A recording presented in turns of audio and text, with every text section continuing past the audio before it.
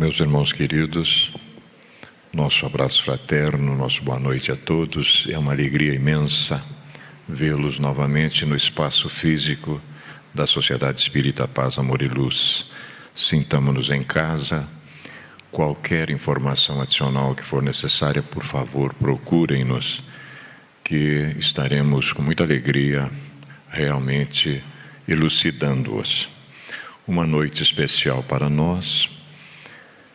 Dentro de possibilidades, ajustamos a escala do nosso Jorge Bombonato, que já está presente, atarefadíssimo, é um homem que anda pelo mundo, está aqui na nossa frente hoje e vai compartilhar as suas reflexões em torno dessa temática tão importante sobre o que é que o Espiritismo pode fazer por nós. Vejam que são alguns. Há muito mais, obviamente. O Jorge, dentro de possibilidade, vai nos elucidar sobre estas questões. Esta obra magnânima fez 100 anos, 1966. O benfeitor Viana de Carvalho, através das mãos abençoadas de Divaldo Franco, homenageia a obra. Melhor dizendo, foi no ano de 1967 que ele publicou a obra, mas homenageando o centenário de O Céu e o Inferno. E eu confesso aos senhores que temos uma predileção por os prefácios dessas obras. Como Viana de Carvalho faz parte da equipe da benfeitora Joana de Ângeles, ela mesma faz o prefácio do livro apresentando a proposta do benfeitor. E nós vamos tirar alguns parágrafos, depois o Jorge nos elucida melhor. Diz a benfeitora para nós aqui, no prefácio desta obra, A Luz do Espiritismo, que tem relação com o texto. O problema da alma e a vida futura tem hoje a mesma atualidade que em épocas muito recuadas. O homem das viagens espaciais e das pesquisas submarinas, à semelhança dos guerreiros, pensadores e investigadores da antiguidade, encontra-se perturbado e inseguro quanto às realidades do espírito imortal, atravessando os pórticos da morte com a mente atônita e o coração vencido, preso às linhas vigorosas da retaguarda na Terra. As admiráveis contribuições da metapsíquica de ontem e da parapsicologia de hoje, que já foi também, nós estamos falando de 1967, embora respeitáveis, não trouxeram nova luz sobre a questão fundamental da existência, a continuidade da vida após a extinção do castelo celular. As religiões, como se encontrassem em anestesia dos erros graves do passado, mantêm-se em lamentável anacronismo, sem observarem as necessidades do pensamento moderno, preocupadas ainda com as lutas políticas e econômicas, indiferentes ante o desgaste do espírito humano, em malogro crescente, dominado por desassossegos e perplexidade de vária ordem. Voltamos a frisar, 1967. Depois do advento do Espiritismo, que projeta nova luz em torno dos fundamentos da vida, o homem pôde libertar-se das aflições, entre as quais o temor da morte, e assim encarar sob o seu verdadeiro ponto de vista, isto é, ter penetrado pelo pensamento no mundo espiritual, fazendo dele uma ideia tão exata quanto possível, o que denota da parte do espírito encarnado um tal ou qual desenvolvimento e aptidão para desprender-se da matéria. Então nós vemos que a coisa realmente, aparentemente complexa, vai se tornar mais fácil com esta ideia de alguns serviços que o Espiritismo pode fazer por nós. E mais uma vez honrado, nós vamos ver então o nosso Jorge Bombonato nos conduzir na reflexão da noite. Vamos ouvi-lo então. Senhoras, senhores, meus caros amigos, meus irmãos de ideal espírita, mais uma vez uma grande alegria retornar a esta casa atendendo o gentil convite para trazer mais um assunto, um tema para ser visto e analisado à luz da doutrina espírita.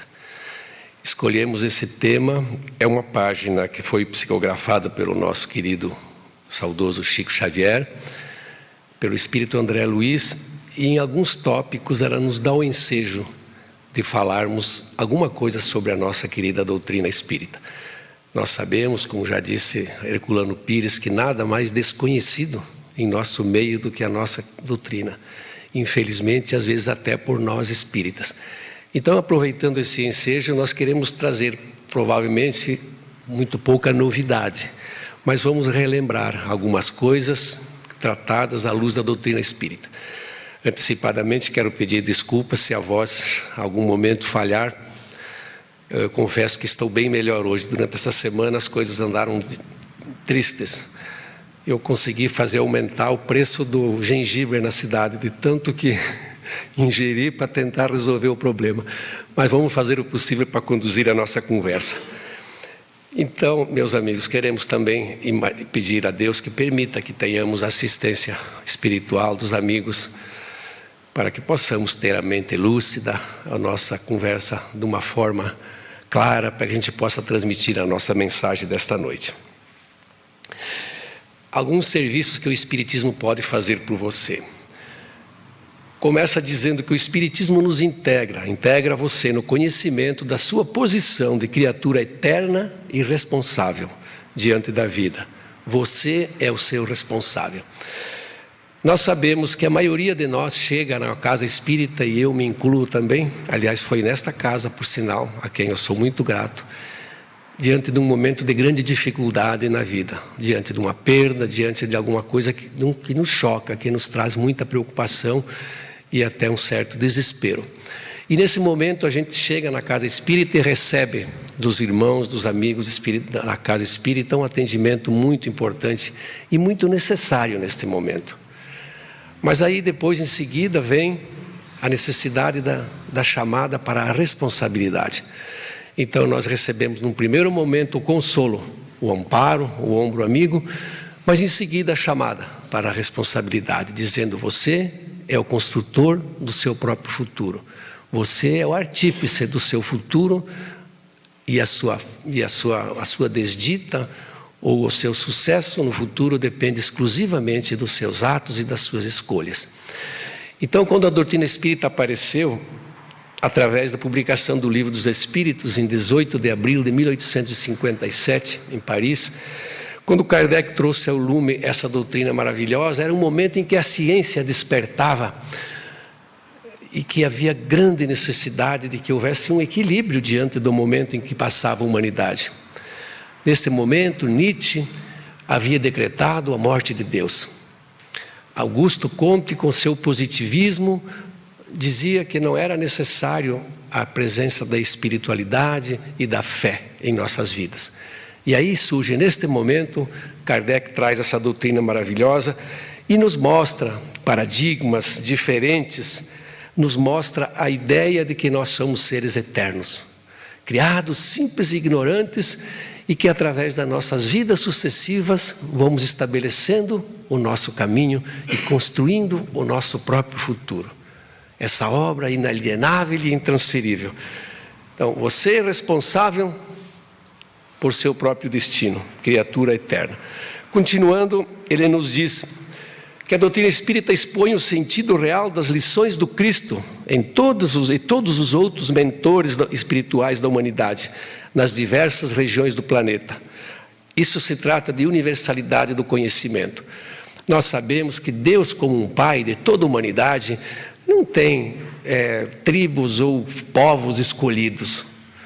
Essa ideia de povos escolhidos sempre foi uma coisa que nos perguntavam, mas por quê, né? Se somos todos irmãos e filhos de Deus, então não existe ideia de povos escolhidos. Deus é Pai de toda a humanidade. E em cada lugar, em cada rincão desse nosso planeta maravilhoso, apareceram profetas, filósofos, missionários, artistas, cientistas, que vieram trazer contribuições para o avanço da sociedade. Essas contribuições preciosas ao longo do tempo sempre existiram em todas as partes do mundo. Nós tivemos aqui mais próximos no Médio Oriente, onde apareceu o Cristo, que é o nosso modelo e guia. Então, mas nós sabemos que em todas as partes da humanidade sempre tivemos a participação de grandes espíritos. Mas, infelizmente, o ser humano sempre teve e sempre terá essa ideia de, às vezes, deturpar os conhecimentos que são trazidos. Basta ver hoje como nós encontramos ainda pessoas que constroem grandes fortunas, riquezas, usando a ideia de Deus, vendendo a imagem do nosso Pai. E aí estabelece-se uma confusão, porque às vezes, indo ao extremo, chegamos ao fanatismo, há grandes problemas em termos de religião. E nós sabemos que as religiões, às vezes, são sectárias, elas separam as pessoas, ao passo que uma espiritualidade madura, como o Espiritismo nos ensina, une as pessoas. Quando nós falamos em Bíblia, se a Bíblia está certa, se o Corão está certo, se é Deus, se é Maomé, se é Jeová, nós estamos falando em religião.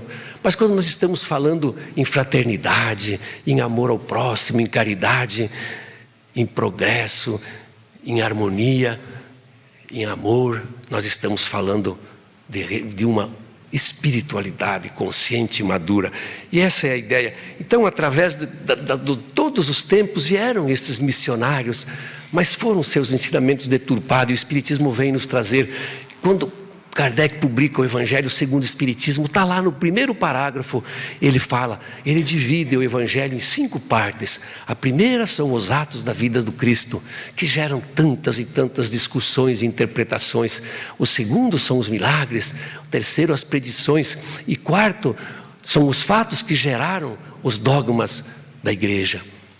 Ele diz, esses 4 nós não damos importância, porque eles são alegóricos, eles trazem coisas que às vezes não têm importância no sentido como ela é colocada.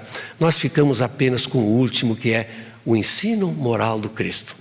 Quando nós falamos sobre o ensino moral, Gandhi já disse que não era cristão. Certa vez ele falou que se todos os escritos sacros do mundo desaparecessem e só ficasse o Sermão da Montanha, nada estaria perdido.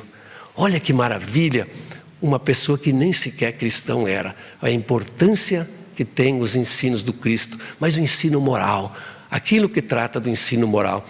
Eu costumo falar que se nessa nossa pequena assembleia, cada um de nós tivesse uma crença, uma fé diferente, e nós falássemos aqui do ensino moral do Cristo, ninguém teria condição de contrariar, ou de discutir, ou de não concordar com algum deles, porque são baseados exclusivamente no amor.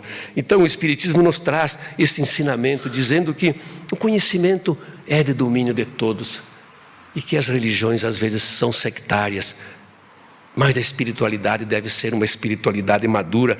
E aqui nós vamos até citar, para ilustrar, um discurso do presidente americano Barack Obama, certa ocasião, e olha que foi numa escola patrocinada por uma religião, e ele dizia, aqui, falava lá dos Estados Unidos, nós temos todas as religiões do planeta, porque é um país muito grande, onde existem todas as crenças. Ele falava, nós precisamos ter tranquilidade em conviver com as pessoas, mas suponhamos que ainda assim, tivéssemos apenas o cristianismo aqui, que todas as pessoas americanas fossem adeptas do cristianismo. Ele falou, qual dos cristianismos nós iríamos escolher? Aquele do Levítico que fala, que sugere que a escravidão é aceitável? Hoje, aceitaríamos isso? Ou aquele que diz que do Levítico também, que fala que comer frutos do mar é uma abominação? Ou aquele do Deuteronômio que sugere que você apedreje seu filho se ele renegar a fé? Esse seria o cristianismo que nós aceitaríamos hoje? Ele diz, nós temos que traduzir em valores universais as nossas preocupações, ao invés de ser específicas para cada religião. Valores universais, onde nós convivamos e aceitemos o pensamento de cada um. E ele diz mais, e o que seria então da história de Abraão e seu filho Isaac, quando ele é testado à devoção de Deus e ele é levado a sacrificar seu próprio filho? Ele fala assim, se você visse essa imagem hoje, aqui num edifício nos Estados Unidos, o que você faria? Você chamaria a polícia e o serviço de proteção à infância e juventude, e quem sabe pediria até que tirasse a guarda de Isaac, do seu pai. Porque onde é que se viu uma ideia dessas? Não cabe em nossa mente. Então essas são as formas alegóricas de mostrar a fé, que às vezes são levadas ao pé da letra e causam tantos e tantos problemas. Então, meus amigos, a religião universal, para que todos possamos conviver em paz. O Espiritismo nos revela o princípio da reencarnação. Que palavra maravilhosa! Determinando o porquê da dor e das aparentes desigualdades sociais, e suprime-lhe as preocupações originárias do medo da morte, essa morte biológica, provando que ela, a morte, não existe. Meus amigos, a reencarnação é algo tão fantástico, tão maravilhoso, que se não existisse, teríamos que inventá-la. Eu costumo brincar e dizer que eu desafio quem quer que seja, com um pouco de bom senso, que me explique a justiça divina sem usar a reencarnação. Dá para pensar, não dá? Como nós poderíamos imaginar as desigualdades de circunstâncias que todos nós aqui vivemos? Teria Deus preferências? Como seria a ideia de que você falar da sua justiça? Porque então, se nós acreditamos que existe Deus e que Ele é o superlativo de todas as qualidades, tudo levado ao infinito, porque só uma delas não fosse infinita, Ele não seria Deus, porque poderia ter outra mais importante, então aquela seria Deus. Então Deus, todas as qualidades levadas ao infinito, entre elas a justiça. E se a justiça de Deus é perfeita, como explicar as nossas desigualdades?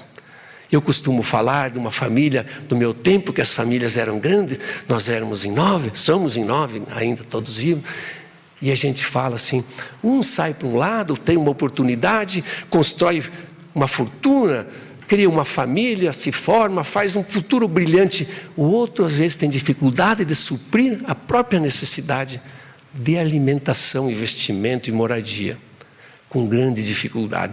Um é uma pessoa que contribui para a ciência, para o progresso, é uma pessoa voltada para uma crença religiosa, fazendo bem. O outro, às vezes, cai para o vício e se torna uma pessoa rejeitada pela sociedade.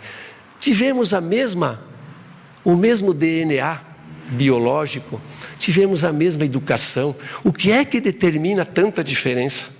Para levar isso ao exagero, costumo falar, e o Vaninho já ouviu essa história, que no dia que o príncipe George nasceu lá na Inglaterra, com toda a pompa, o menino que vai ser o futuro rei da Inglaterra, em Salvador, uma criança era abandonada dentro de uma caixinha de sapato numa montanha de lixo. Como explicar essas diferenças tão brutais sem usar a reencarnação? Então a gente não entende por que a reencarnação é tão, às vezes, não compreendida e contrariada por tantas pessoas. E a reencarnação, meus amigos, ela não é uma invenção espírita de forma nenhuma, ela sempre existiu, é uma lei. Nós sabemos que está lá nos Vedas, no livro hindu, há 5.000 anos atrás, está lá escrito aqui, eis-me aqui, revestido de um novo corpo. Reencarnação. Reencarnação é lei natural, sempre existiu, e só com ela nós podemos entender a justiça divina. E a morte, meus amigos, a morte é apenas uma mudança de vibração. Nós passamos para um outro estágio vibratório. Esse nosso corpo, que é uma roupagem que nós tomamos emprestada deste planeta, porque aqui estão células, oxigênio, hidrogênio, carbono, e todas as células que nós tiramos desse planetinha abençoado. Mas nós temos que devolver isso. Isso vai participar de outros corpos, de outros tipos de vida. E isso pertence a esse planeta, nós precisamos deixar aqui. Então nós vamos deixar, sim, todos nós, isso é uma lei também, ninguém vai sair desta, né? Alguém brincou certa vez que todos nós sabemos que vamos morrer, mas ninguém acredita nisso, né? A gente vai empurrando isso para frente, mas é uma realidade tão certa e tão interessante. Certa vez alguém disse que se viver vale a pena e a morte faz parte da vida, então morrer vale a pena. Então, morrer é deixar essa nossa vestimenta da onde nós a emprestamos e nos libertar para uma continuidade da nossa vida. Então, meus amigos, essa ideia da reencarnação é tão maravilhosa E nós sabemos também que podemos citar como exemplo, quando falamos de se Deus teria preferências, às vezes é tão fácil jogar os problemas para os ombros largos do Criador. Disse alguém certa vez, lá para o Ted Turner, aquele magnata das comunicações, quando uma irmã dele de 13 anos desencarnou por uma doença, e o seu pai dele era uma pessoa, aqueles irlandeses do cabelo vermelho, duro na queda. E um pastor chegou para ele e falou: o senhor tenha calma, porque essa é a vontade de Deus. Ele falou: se Deus é capaz de fazer isso com a minha filha, eu não quero conversa com ele. Então esse conceito de que nós às vezes jogamos as coisas para as costas de Deus, contribui para que haja hoje tanta descrença no mundo.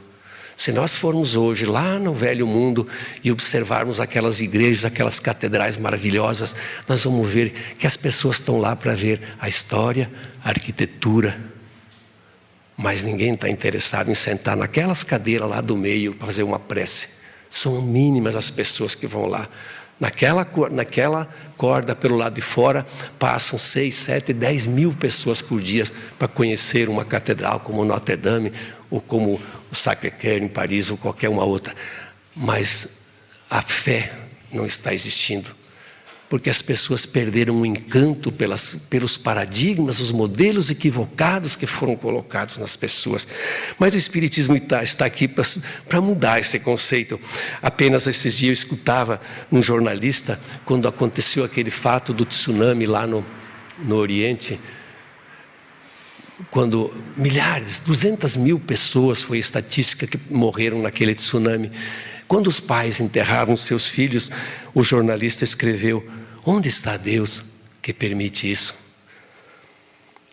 Aqui também, quando houve aquele fato da Boate Kiss aqui em Santa Maria, eu estava no caixa de um supermercado quando uma senhora dizia: Deus é injusto e cruel por permitir tamanha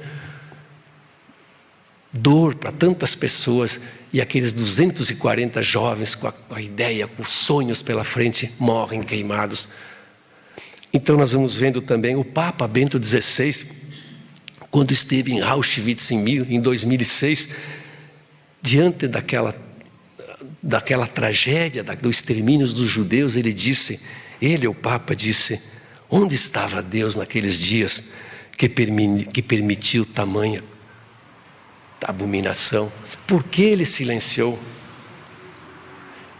Então vejam os senhores, que para entender esses fatos nós precisamos usar a ideia da reencarnação, porque através dela nós vamos vendo que nós construímos o nosso futuro, que através das nossas escolhas, do nosso livre-arbítrio, nós vamos construindo e vamos encontrando pela frente, porque nós sabemos que Deus vai nos permitindo a liberdade conforme o nosso crescimento.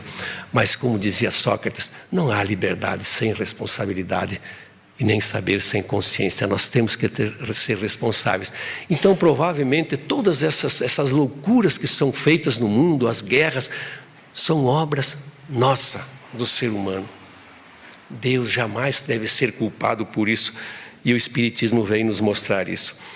Continuando, diz que o Espiritismo confere-lhe forças para suportar as maiores vicissitudes do corpo, mostrando a você que o instrumento físico nos reflete as condições e as necessidades do espírito. Olha que interessante, nós sabemos que quando o ser humano é gerado no útero materno, no momento da concepção, célula por célula, o perispírito contribui por essa formação e dá a esse novo corpo todas as necessidades evolutivas inerentes aos seus resgates, às suas missões e tudo que ele tem necessidade de passar em sua vida, já é construído ali, célula por célula.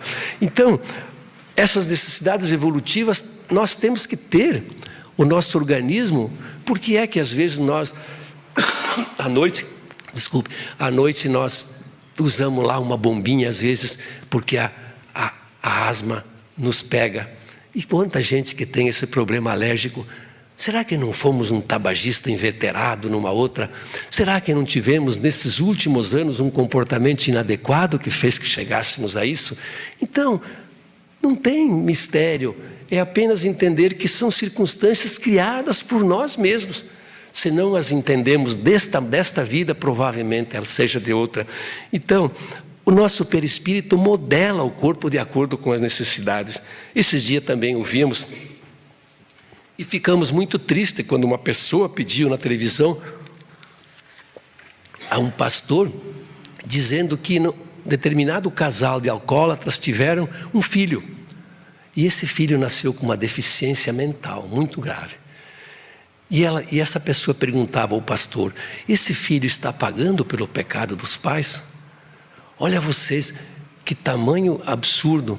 E ele disse: sim, ele está pagando pelos pecados dos pais. O Espiritismo nos diz que é exatamente o contrário. Este ser veio nascer naquele meio, com aqueles pais que tinham o problema, porque ele tinha necessidade de resgatar alguma coisa, porque ele estava devedor com a lei. Aí então sim se justifica a ideia, e não através, porque ninguém paga os pecados de outros, aquela ideia de que nós nascemos marcados pelo pecado original. O pecado original são os nossos próprios pecados. Eu costumo brincar que se alguém quiser pagar as minhas contas, eu entrego, tranquilamente, mas ninguém vai querer, né? Porque ninguém gosta de pagar as contas dos outros.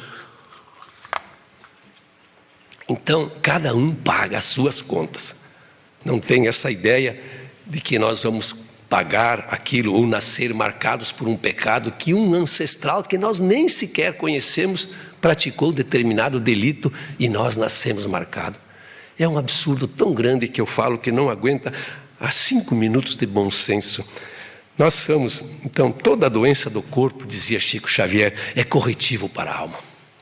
Chegar ao ponto de dizer que praticamente não existem doenças físicas. Todas as nossas doenças estão relacionadas ao nosso problema espiritual. Então, nós temos que ter uma resignação, mas uma resignação ativa diante desses problemas, quando nós entendemos que temos os problemas, mas qual será o recado que está me dando essa doença? Qual será o recado que essa queimação do estômago está me dizendo? Será que a minha alimentação está sendo adequada? Será que a bebida alcoólica que eu estou ingerindo não está criando em mim determinados problemas? Então nós temos os problemas, mas aí sim, bondade, a ideia de que nós devemos ter essa resignação, mas uma resignação ativa, onde nós vamos procurar as soluções e as explicações para o que nos acontece. Tranquiliza você com respeito aos desajustes da parentela, esclarecendo que o lar recebe não somente afetos, mas também os desafetos de existências passadas para a necessária regeneração e reparação. Todos nós conhecemos, se não temos na nossa família, mas sempre tem, né? Alguém mais reticente, mais complicado, mais difícil. Alguns parentes, alguma família. Isso é perfeitamente normal. Essas pessoas são pessoas que têm conosco alguma coisa a ver de vidas passadas. São resgates, são acertos, ajustes que estão no nosso DNA espiritual e que nós precisamos prestar conta perante as leis maiores. Então, meus amigos, os familiares são provavelmente algumas pessoas que tiveram alguns desajustes no nosso passado. Nós precisamos ter a tranquilidade de conviver, e é interessante que o Espiritismo nos fala que provavelmente esses mais problemáticos são os que nascem dentro da nossa casa. Mas é fácil de entender. Se você tivesse uma pessoa que está lá longe, que você tenha um resgate muito grande e você tenha dificuldade, você deixa ela lá, você não tem necessidade de conviver. Se você não tem nenhuma afinidade, você tem problema. Mas dentro de casa você tem que superar. É o filho, é o irmão, é o pai, é a irmã, é o marido, é a esposa, que você tem que vencer esses obstáculos, acertar esse ajuste com o passado. Então, normalmente, dentro da nossa casa é onde nascem os maiores desafetos do passado, para a necessária regeneração e ajuste das contas. Mas a bondade de Deus aqui se manifesta de uma forma interessante, fazendo com que a gente não se lembre disso. Se nós não lembrássemos, certa vez um amigo meu de outra crença dizia: mas eu precisava saber então por que é que eu estou sofrendo. A bondade de Deus nos mostra que não é possível e que nós não podemos saber. Porque se nós soubéssemos, provavelmente iríamos querer fazer justiça a nós mesmos, sabendo que às vezes o nosso filho que nós acalentamos com tanto amor, aquela criancinha maravilhosa, é um espírito milenar que provavelmente temos um grande problema a corrigir. Iríamos querer fazer justiças com as nossas próprias mãos e então o mal se perpetuaria. Como nós não sabemos, nós vamos conduzindo de uma forma, sentimos que há essa diferença, porque a gente sente as dificuldades de relacionamento, a gente percebe, e aí nós vamos trabalhando e vamos conseguindo superar. Quando voltamos numa nova etapa, isso já estará totalmente resolvido. E a bondade de Deus permite que a gente não saiba disso. Demonstra também, o Espiritismo nos demonstra que o principal templo para o culto da presença de Deus, da presença divina, é a consciência. Isso é importantíssimo, é maravilhoso. Nós vemos tantas e tantas práticas exteriores nos cultos, sem crítica. Nós não estamos aqui para fazer crítica, mas precisamos fazer certas observações para que a gente entenda. Essas práticas exteriores, elas congelam a fé, impedindo o raciocínio normal e a discussão mais ampla em torno das necessidades humanas, dando espaço ao materialismo, como já falamos. Não se pode ter simplicidade, pureza, indispensáveis à fé, aquela fé raciocinada, em cultos que exijam paramentos, roupas especiais, espalhafatosas, imagens, símbolos de qualquer natureza, rituais, incensos e tanta coisa. Isso funciona como verdadeiras prisões mentais, como algemas que nos impedem, que impedem a liberdade do espírito. São meras fantasias que nada acrescentam à evolução da alma. Meus amigos, o nosso canal com Deus, com o Pai, ele é direto. Não há necessidade de intermediários. Quando nós queremos falar com o Pai, fechamos os nossos olhos e a conversa se estabelece de forma direta. Não há necessidade de nada espetacular, de preces fortes, como falam alguém, que são ditas aos berros, como se Deus fosse surdo. Não há necessidade disso. A nossa prece é um ato interior, íntimo de cada um, onde nós nos colocamos de uma forma humilde diante do Criador. E a prece é muito importante. Se a gente tivesse ideia da importância da prece, nós a usaríamos muito mais. Porque nós falamos, as pessoas, certa vez alguém falou, mas vocês espíritas não acreditam nem no perdão e na prece, porque então vocês não, se a pessoa tem que ser responsável por tudo que faz, então a prece não vai mudar. Mas aí é que está todo o ensinamento da doutrina espírita nos diz que essa prece que nós fazemos com devoção, com o Pai, ela nos coloca de uma forma humilde diante do Criador. E nós, como temos liberdade, e os espíritos superiores e Deus respeitam essa nossa liberdade, porque foi Ele que nos deu esse livre-arbítrio. Então, quando nós temos essa liberdade, os espíritos superiores, eles não vêm nos dar as soluções prontas, porque tirariam de nós todas as nossas conquistas. Como você vai então ter o prazer de conseguir alguma coisa se você recebe tudo pronto? Eu vou pedir a solução para o meu problema financeiro e a solução vem. E eu resolvo todos os meus problemas. O que vai acontecer? Eu vou criando uma preguiça mental terrível que não vou fazer mais nada, pois é só rezar e vem a solução. Os espíritos superiores, espíritos nossos amigos, nossos mentores jamais fariam isso, tirar de nós essa liberdade, essa conquista, o prazer da conquista. Então eles deixam que a gente escolha. Mas quando você está numa dificuldade grande e você fala assim, eu preciso de ajuda, vamos fazer raciocinar, comparar com quando vem um amigo seu. Aliás, esses dias aconteceu comigo, um amigo meu muito próximo, tabagista, fumar 3 carteiras de cigarro por dia. Certa ocasião eu comentava com a minha esposa, eu não sei se eu dou a liberdade para ele continuar fazendo o que ele está fazendo, está se matando, ou se eu chego para ele e falo como amigo, para com isso.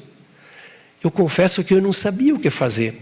Mas se ele chegasse para mim um dia e dissesse assim: eu tenho um problema, eu preciso de ajuda, eu faria qualquer coisa para ajudá-lo. Assim é nós quando nos colocamos diante da espiritualidade e falamos: eu estou precisando de ajuda. Aí é diferente. Aí você autoriza ele a te ajudar. Você autoriza os espíritos a te mostrar o caminho, a solução, a te ajudar. Então a prece é maravilhosa, como também a ideia do perdão, porque o perdão, ele nos é dado, mas com 3 condições importantes que nós falamos, que nós precisamos ter. Em primeiro lugar, o arrependimento. Em segundo, a expiação e depois a reparação. Arrepender-se é bom que seja logo para começar o processo. Depois vem a expiação, pagar pelo mal que você fez. E depois a reparação, devolva o que você retirou. Não adianta você levar teu dinheiro para um paraíso fiscal e depois ficar pedindo perdão a Deus, e o teu dinheiro que causou fome, desgraça, doença e tanta coisa, porque foi tirado do erário público, está lá num paraíso fiscal. A quem que vai ser debitado essa dor toda que causou? Então traga de volta. Arrependimento, expiação, sofrer o que você fez os outros sofrer, e reparação. Aí o processo se completa e você recebe o perdão. Então, meus amigos, essa é a ideia importante, a lição, e a principal mensagem aqui é essa: a nossa comunicação com o Pai é feita de forma direta e liberta a mente de todos os tabus em matéria de crença religiosa, e desmistifica e amplia o conhecimento, mostrando com clareza a simplicidade de todas as dimensões da existência. No Espiritismo, nós somos convidados à razão. Como dizia Galileu, nós não entendemos que Deus tenha nos dado razão, inteligência e bom senso e nos proíba de usá-lo. Se Ele nos deu é para que usamos, para que usemos. Então nós temos a razão, a inteligência, o bom senso, e vamos usar. Vamos usar. Certa vez Chico Xavier, de novo citando o grande Chico, ele disse, certa ocasião, que quando Kardec falou: fora da caridade não há salvação, ele disse: se Kardec tivesse falado fora do espiritismo não há salvação, eu teria ido procurar outra coisa. Então, meus amigos, religião não salva ninguém. A religião é apenas um farol mostrando o caminho que nós temos que seguir. Mas a decisão de caminhar pertence a cada um de nós, no uso da nossa liberdade. Então, não é a igreja que vai salvar, não é você pertencer a essa ou aquela denominação religiosa que vai fazer de você melhor ou pior. Então, nós precisamos ter... A doutrina espírita, meus amigos, é uma doutrina que está nos livros e ela precisa ser estudada. Nós temos impressionante, vendo cada vez a gente fala mais da necessidade do estudo. Está ali nos livros, clara, explícita, com traduções perfeitas. Não existe simbolismo, não existe nada. O Espiritismo é claro, conciso, tranquilo. Vamos estudá-lo, vamos conhecer, que isso fará com certeza a diferença em nossa vida. Nos diz ainda que o Espiritismo elimina a maior parte das preocupações acerca do futuro, além da chamada morte biológica. E ainda nos diz que nos dá o conforto do intercâmbio com os entes queridos, depois de desencarnados. E permite a presença entre nós de doutrinadores, iluminadores, despertadores, espíritos de sublime elevação para prestar esclarecimento e acalentar os nossos corações.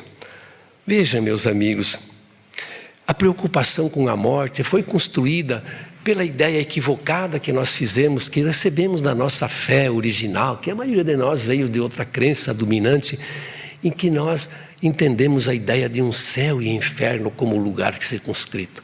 Nós já fizemos nesta casa uma palestra sobre céu e inferno, esclarecendo esse equívoco que nós carregamos ao longo da história, pensando que existe céu e inferno.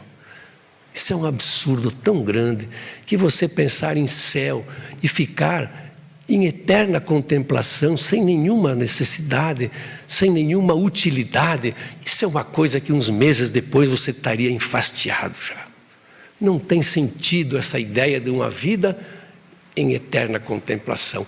Como não tem sentido o outro lado, uma condenação eterna por uma falha não eterna. Baseado naquela circunstância que falávamos antes, em que todos nós somos levados a ter circunstâncias diferentes, nós acabamos cometendo aquilo que se chama de pecado.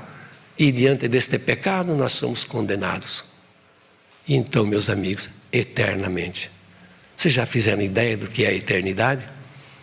Para ilustrar, certa vez eu vi um padre contando uma historinha que perguntaram o que era a eternidade. Ele falou assim: imagine a Terra, esse nosso planeta maravilhoso, se ele fosse todo ele constituído do material mais duro que existe, o diamante. A cada 100 anos passa um beija-flor e dá uma bicada. Quando ele dissolver a Terra inteira, é a eternidade. Dá até um mal-estar, né? Imagine então, meus amigos, você queimando num fogo que calcina e não corrige, que queima e não arruma nada, pela eternidade por causa de uma falha motivada por circunstâncias de sua vida. Não tem sentido. Seria vingança de Deus. Isso é vingança, não é nem castigo. Deus não castiga, Deus não se vinga, Deus é amor. Deus criou todos nós para progredirmos, então Ele nos criou iguais pela sua justiça, simples e ignorantes no sentido de não conhecer. E ao longo das nossas muitas existências, nós vamos dilapidando nossos problemas e construindo o nosso futuro. Então existem anjos, sim, existem anjos, querubins e serafins, porque chegaram lá através do seu esforço, e não por uma criação privilegiada, porque senão eu perguntaria, por que não eu? Por que ele, não eu?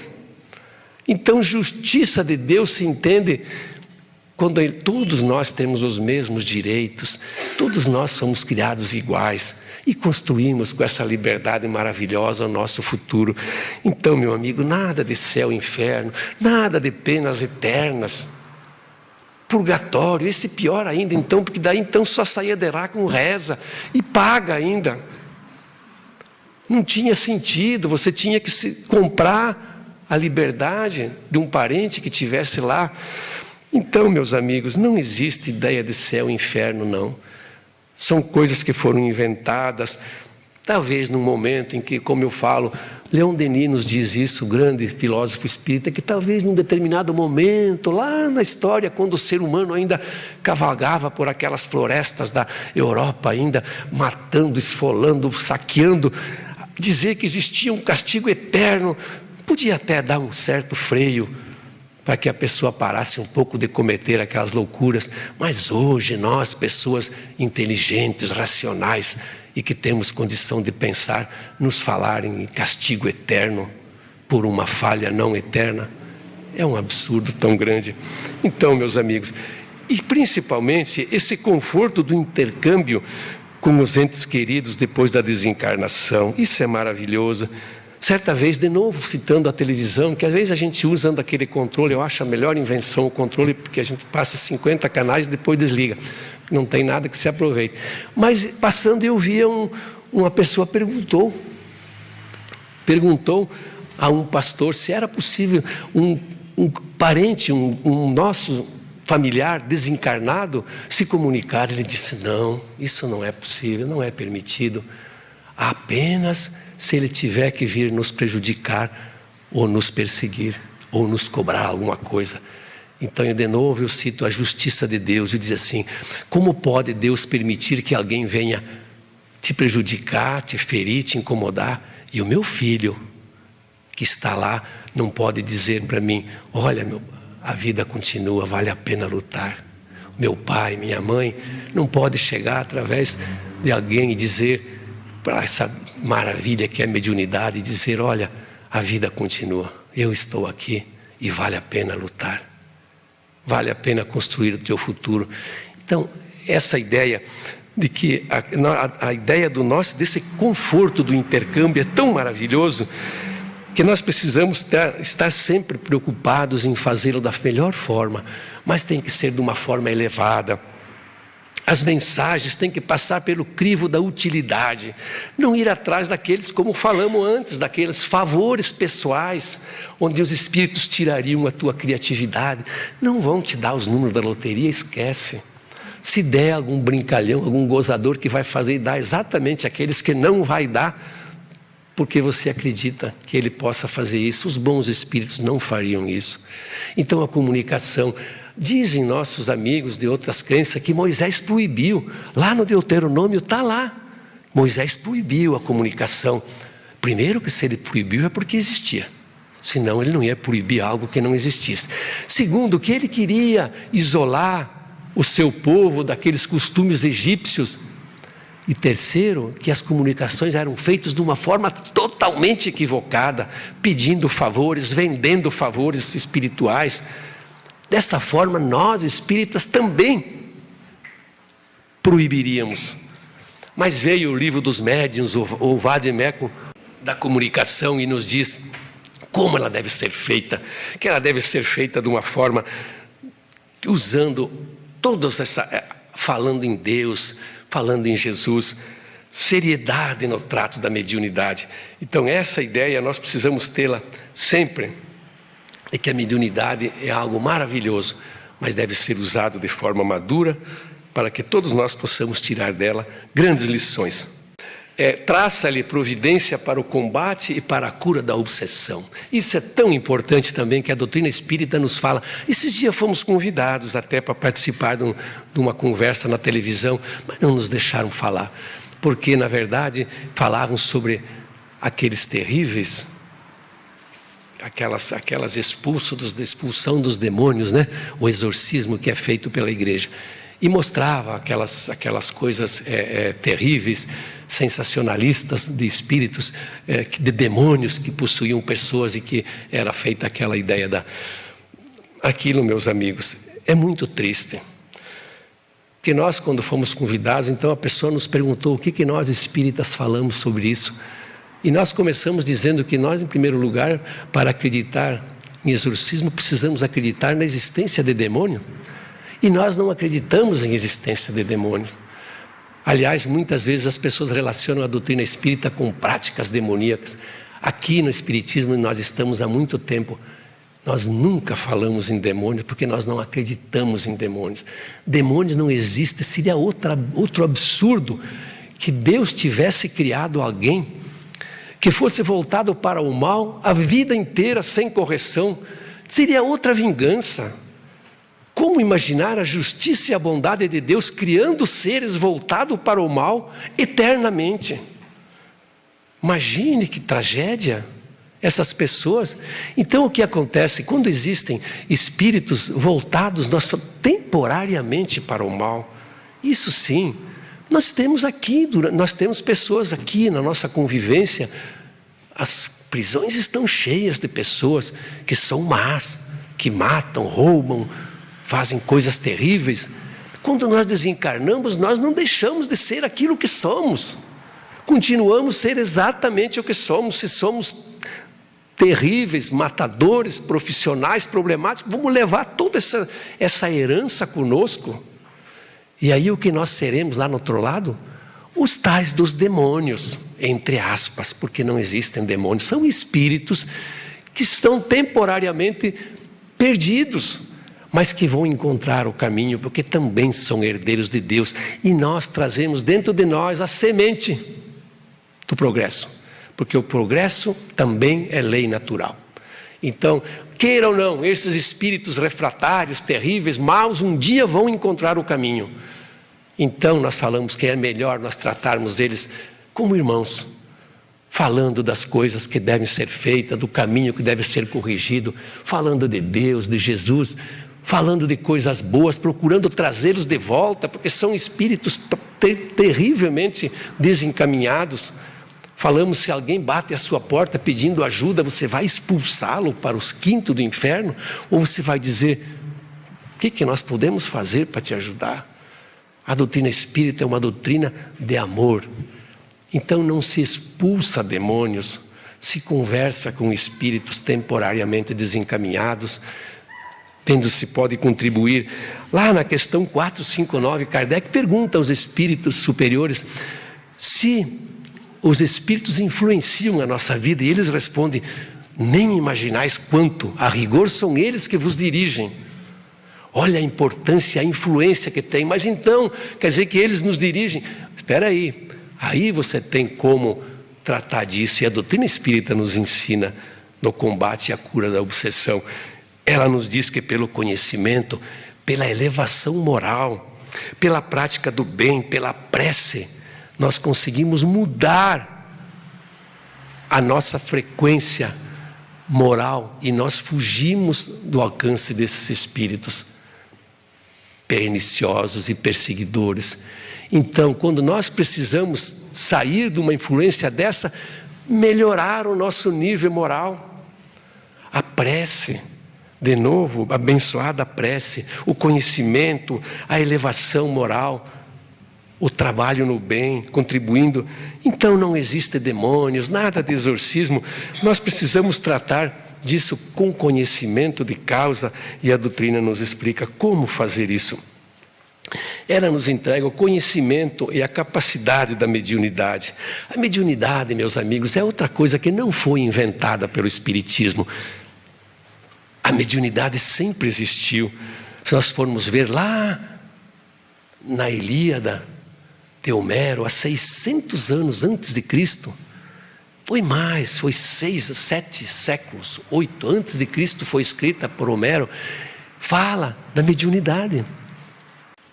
E nos diz lá que Ulisses, que era o rei de Ítaca, ele falava com a sua mãe já falecida, usando, através da feiticeira Circe, ele usava a mediunidade dela para conversar com a sua mãe e com os soldados já falecidos em batalha. Ele falava com os seus soldados e com a sua mãe. Então, meus amigos, a condição é orgânica. Não é espírita que tem mediunidade. Qualquer pessoa tem mediunidade. Veja lá, no Egito Antigo eles se chamavam hierofantes. Em Roma se chamavam sibilas. Na Grécia, as pitonisas. Na Índia, os vixis. Em Israel, os profetas. O que eram os profetas? Médiuns. O livro dos médiuns, como falamos, nos vem mostrar essa ideia de como deve ser feito e como deve ser conduzida essa maravilha que é a capacidade da mediunidade. E concede direito à fé raciocinada. Destaca-lhe o imperativo da caridade como dever. A fé raciocinada nós já falamos, necessidade de pensar, usar a nossa razão que nós temos e que é uma dádiva de Deus. Por outro lado também, nós temos que usar a ideia da caridade como imperativo. A doutrina espírita é clara nisso. Fora da caridade não há salvação. Por que fora da caridade? Porque a caridade é a nossa maneira de conviver com os nossos semelhantes. Nós precisamos conviver de forma harmônica. É a maneira de ir resolvendo os problemas e não criando outros. É a convivência boa, pacífica, se dá através da caridade. Porque a caridade não é aquela doação do óbolo como se entendia antigamente. É claro que isso é importante e quando alguém tem fome é importante a gente ajudar. Mas a caridade, como a entendia Jesus, ela é muito mais profunda. Ela é na benevolência, a indulgência e o perdão. Benevolência, benevolere, querer bem. Indulgência, indulce, doce por dentro, onde nós somos menos rígidos no nosso julgamento com o nosso próximo. E o perdão das falhas dos outros. Então, através desse BIP, benevolência, indulgência e perdão, nós vamos usando a ideia de que nós temos que estabelecer essa convivência, esse encaixe com o nosso semelhante, porque estamos caminhando juntos. Depois nos separaremos, mas vamos precisar agora resolver os nossos problemas. Infelizmente, vamos ter que simplificar um pouquinho a nossa conversa, porque o tempo está passando. Auxilia você a revisar e revalorizar os seus conceitos de trabalho e de tempo e concede-lhe a certeza natural de que se beneficiamos ou prejudicamos alguém, estamos beneficiando ou prejudicando a nós mesmos. Com relação ao tempo, a reencarnação é uma oportunidade abençoada de reinício. de resolver, de solução para os nossos problemas. Não vamos perder tempo, vamos usá-lo de forma, o nosso tempo e o trabalho de uma forma correta. E também, meus amigos, o convívio com os nossos semelhantes, como falamos, é aqui que nós estabelecemos essa relação. Então, hoje mesmo ainda víamos que as pessoas nos pediram, e nós ajudamos, porque sempre gostamos de ajudar, que estão fazendo um convento para umas irmãs eremitas e enclausuradas, né? Nada contra, de novo, não vamos entender isso como crítica. Mas no nosso livro dos Espíritos está lá, Kardec pergunta aos Espíritos se viver de uma forma assim, afastado da sociedade, se tem algum proveito. E os Espíritos respondem: nenhum. Porque se você não faz o mal, também não faz o bem. Então, se você quer fazer um retiro e buscar introspecção, solução, caminho para os problemas, faça. Isso é maravilhoso. Quiser ficar um ano no Tibete junto com os monges, fique.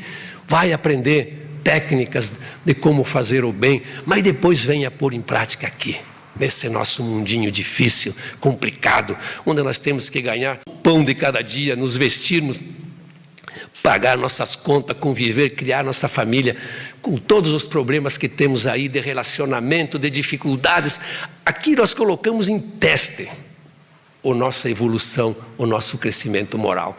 Então, nada de se fechar. Hoje se fala muito até dos eremitas modernos, né, que constroem os seus condomínios, às vezes lá. Nada contra, também moram num. Mas vamos sair de lá. Nada de só 5 metros de muro, mais 3 fios de arame eletrificado, e vamos viver lá, porque lá tem o mercado, a escola, tudo. De forma nenhuma. Vamos procurar o nosso conforto, nossa segurança, mas depois vamos participar do mundo. Essa é a forma de nós contribuirmos para que as coisas aconteçam de forma um pouco melhor. Esses dias alguém falava, um amigo meu bem situado financeiramente dizia: mas eu tenho vontade de ir embora, morar lá num outro país europeu, onde as coisas estão bem. Falei: mas nem pense nisso. Já pensou se os bons saem daqui, como é que fica? Nós temos que ficar. Nós estamos aqui não é por acaso, é para que a gente ajude, contribua, cresça. Então nós precisamos, meus amigos, nada de virar esses eremitas urbanos, participar de alguma forma, de todas as formas que nós pudermos. E a lei de causa e efeito, meus amigos, essa dá uma palestra inteira, mas só para dizer, tudo o que nós fazemos, nós vamos ter que prestar conta. Isso é lei de causa e efeito. Nós fazemos. Aquele provérbio que nossos pais, nossos avós já falavam, perfeito, que dizia assim: a semeadura é livre, mas a colheita é certa. Então a gente colhe exatamente aquilo que planta. Então, se nós estamos fazendo o bem, se nós estamos trabalhando de uma forma correta, se nós estamos participando da sociedade, se nós estamos amparando, fazendo que uma pessoa tenha 1 minuto que seja de bem-estar, de felicidade, nós estaremos fazendo alguma coisa de importante. Esse é o único objetivo pelo qual vale a pena lutar.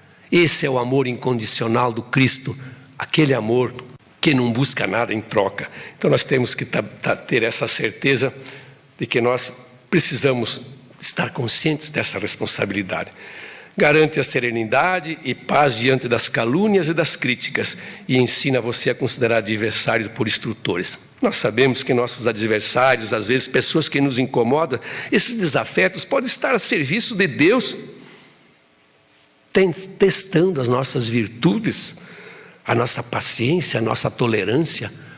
Então, vamos considerar que as próprias adversidades é algo que nos ajuda a progredir. Já falamos certa vez que nós todos gostamos de fazer, quando fazemos uma coisa boa, receber elogios, mas nem sempre acontece isso. Às vezes as pessoas não enxergam ou não querem enxergar. Aí eu lembro lá do Terêncio, um célebre pensador romano, escravo liberto, que ele dizia assim, que o silêncio dos invejosos vale pelo melhor dos elogios. Então, se você está fazendo uma coisa boa, mas ninguém fala nada, tá bom, ele está te elogiando, porque o seu silêncio vale pelo melhor dos elogios. Então, meus amigos, garantem a serenidade e a paz diante das calúnias e das críticas. ensina você a considerar adversários por instrutores e explica que, por maior que seja a sua dificuldade exterior, intimamente você é livre para melhorar ou agravar a própria situação. Você, como já falamos, construtor do seu futuro e absolutamente intransferível para ninguém. Patenteia que a fé ilumina o caminho, mas ninguém fugirá da lei que manda atribuir a cada um segundo as suas obras. Então falamos que não existem as religiões salvacionistas, que são enganos, que são engodo, que vão levar nós a um caminho perigoso. Então, a religião, como falamos, é importante porque ela nos mostra caminhos, mas a decisão de caminhar pertence a cada um de nós. E nos conforta quando informa que ninguém é permitido voltar para modificar o passado, mas a todo é permitido, a partir de agora, construir um novo fim. Esta frase maravilhosa também do Chico nos fala que nós não podemos realmente hoje apagar o nosso passado. Ele já está feito. As nossas dívidas contraídas estão lá, registradas num cartório muito perfeito que tem lá na contabilidade divina. Mas nós podemos começar agora a mudar, a construir um novo fim. À medida que vamos resgatando as nossas falhas, não cometendo outras. Porque esse é o motivo, e nós falamos que se nós pudéssemos pegar a doutrina espírita, essa maravilhosa doutrina escrita no Pentateuco, 5 livros, transformá-la apenas numa mensagem, eu diria que é a necessidade da sua transformação íntima. Você melhorar como pessoa. No momento que você conseguiu isso, você está conseguindo realmente modificar a sua existência, o seu futuro. Então, por que não agora? Por que não começar já, então, a modificar o nosso futuro? Sempre é tempo para essa transformação. Então, meus amigos, já partindo para o final, nós vamos dizer, então, que essas são algumas das muitas bênçãos que o Espiritismo realiza em nosso favor. Será curioso que cada um de nós pergunte a si mesmo, o que estamos fazendo nós por ele? É muito importante. Nós já dissemos, certa ocasião, que o Emmanuel nos fala que a maior caridade que nós podemos fazer à doutrina espírita é a sua divulgação. Então, nós estamos fazendo pelo Espiritismo, por que divulgamos? Meus amigos, nós temos certeza, mas a mais absoluta certeza do bem que a doutrina espírita pode fazer em nós e na sociedade. Do que ela pode mudar no contexto da sociedade em que nós vivemos. Essa mudança de valores que a doutrina espírita nos traz, mostrando a cada um de nós essa nossa responsabilidade, a necessidade dessa caridade, a necessidade, essas verdades, valores que nos libertam, que nem a ideia da comunicação com Deus, nosso Pai, são verdades libertadoras. A doutrina espírita é uma doutrina libertadora. A força do Espiritismo está na conclusão do Livro dos Espíritos, que a força do Espiritismo está na sua filosofia e no apelo que dirige à razão e o bom senso. O apelo que dirige à razão e o bom senso. A doutrina espírita, meus amigos, é uma doutrina libertadora. É a doutrina do Cristo. Está lá na questão 625, que diz, Kardec pergunta aos benfeitores, qual é o espírito mais importante que Deus nos deu para nos servir de modelo e guia? E é a resposta mais curta do livro, Jesus, nosso modelo e guia. Então, quando as pessoas às vezes nos perguntam, mas vocês acreditam em Deus? Primeira pergunta do Livro dos Espíritos, o que é Deus? Inteligência suprema, causa primeira de todas as coisas. Doutrina do Cristo, doutrina que nos mostra a ideia de Deus, que faz um apelo ao bem, à fraternidade universal, que nos coloca a todos como irmãos, que mostra da nossa necessidade da paz interior, do amor ao próximo, que essa que é a maior força que move o universo. Quando, meus amigos, nós estivermos, às vezes fazemos palestras, o Vanim nos acompanha no interior, em cidades onde ainda é muito difícil ser espírita, e a gente leva essa mensagem para que as pessoas tenham mais tranquilidade. Quando as pessoas nos perguntam, E as minhas crianças que estudavam lá no colégio católico, e as pessoas perguntavam, vocês são católicos? Não, nós somos espíritas. Não tem nada de errado, aliás, muito pelo contrário. A gente tem uma satisfação muito grande em afirmar isso.